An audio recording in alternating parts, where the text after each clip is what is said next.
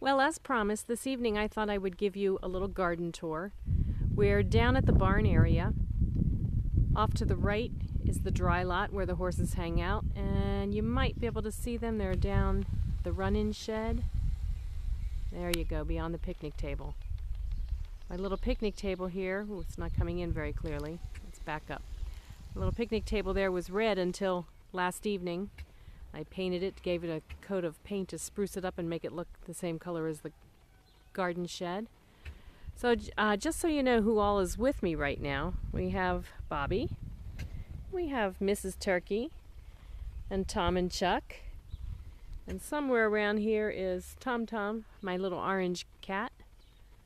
So they'll be accompanying us on a tour. Off to my right is the barn. That little shed beside the barn is a tack room.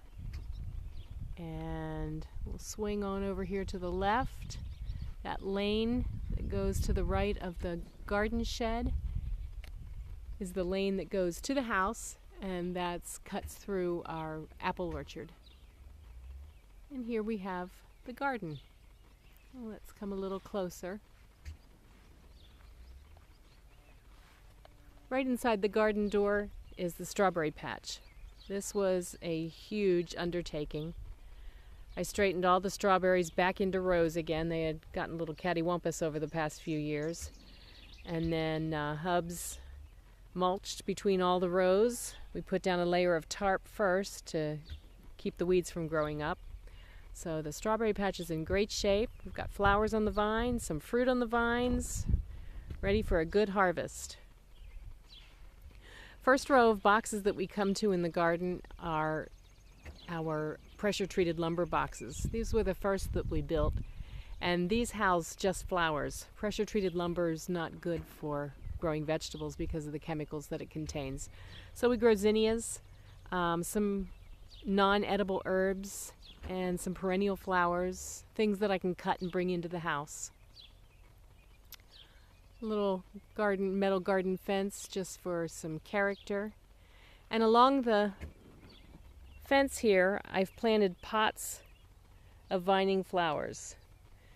I did that because of the possibility that we may get some weeds back in this area. I just weeded this whole perimeter of the garden fence, and if we get weeds, I didn't want them to choke out my vining flowers, so they're all in pots. One downside of that is I'm going to have to water them every day, but that's okay. I'm out here every day anyways. So we'll walk up. On the left side, you see my big long asparagus patch. That's had a great harvest this summer so far. And then here are all the boxes of vegetables. And let me give you a little tour of those. Here's Minerva. She's looking sad. She gets a makeover the end of this week. I'll show you pictures of her when she's finished. And we have a box of onions. That box is 4 by 4, as are the rest of them in this row. This is onions and carrots and parsnips, red carrots and purple carrots, a couple tomatoes. This box are cucumbers. Now, planting in a small box like this, and I have about a dozen plants in there. I buy vining plants, and then they'll vine up on this little metal structure, and the cucumbers will hang down from that, making it much easier to harvest, and you don't have to worry about so much ground for the plants.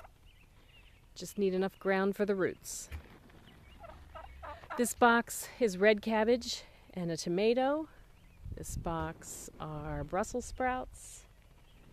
This box across the back, that box is 6 feet by 24 feet. Front row are 20 green bean plants.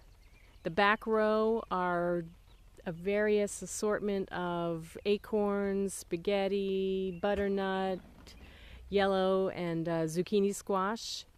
You can see tom-toms in the middle of my black fabric. That black fabric will be spread out, and that's where I'll plant my corn.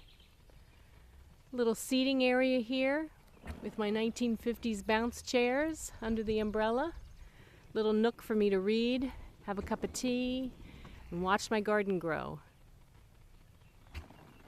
Over here, oh, no, the turkeys have come into the garden with me. We'll have to shoo them out because they do have a tendency to nibble on things they shouldn't. So over here to the left is the playhouse. Second row, these boxes are 4 by 8. And we have peppers in the first box, tomatoes in the second box, tomatoes, some eggplants, some okra, broccoli, sugar peas, radishes, and some tiny spring onions in this box. This box are herbs and rhubarb. Rhubarb's been pretty heavily cut and used. This long box over here is 4 by 12. And that box houses some more onions, and the rest are red potatoes. This box are sweet potatoes. The vines are just starting to take off. And a couple of pepper plants in amongst the sweet potatoes. Another long box here. This end are melons and watermelons. Now the nice thing about container gardening is you don't need a lot of space to grow a lot of produce if you think outside the box. Like my cucumbers, I think of my cucumbers growing up. So they're in a small box, which is all they need basically for their roots, and there are pretty many cucumber plants in that small box. Now here we have 2 cantaloupe, 2 watermelon, and 2 honeydew. And the nice thing about this is they'll vine and they'll trail out over the side of the box, and their vines will just go all over the mulched area here. You can see this turkey's enamored with me. He'll follow me everywhere. That's Tom. So that's the end of the garden. Give you a little sweeping view here.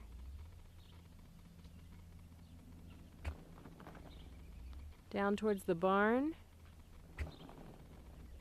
Back around. Now this field to the right of us here, that's our what we call the soccer field.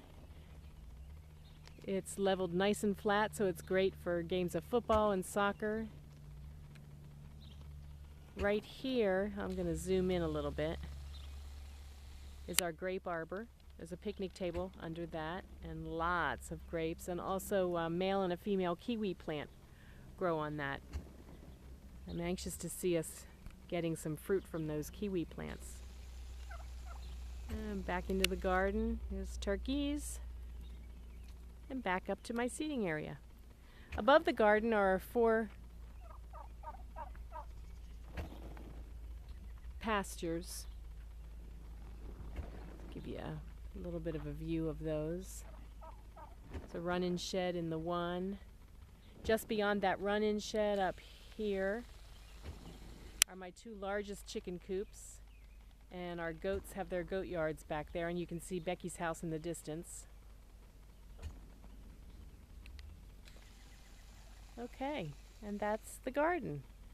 Please excuse the amateur quality of this video. I am not very comfortable behind a video camera, and I'm not the best public speaker unless I know my subject really well, and although I know my subject really well here because it's my garden, I didn't practice, so you get what you get.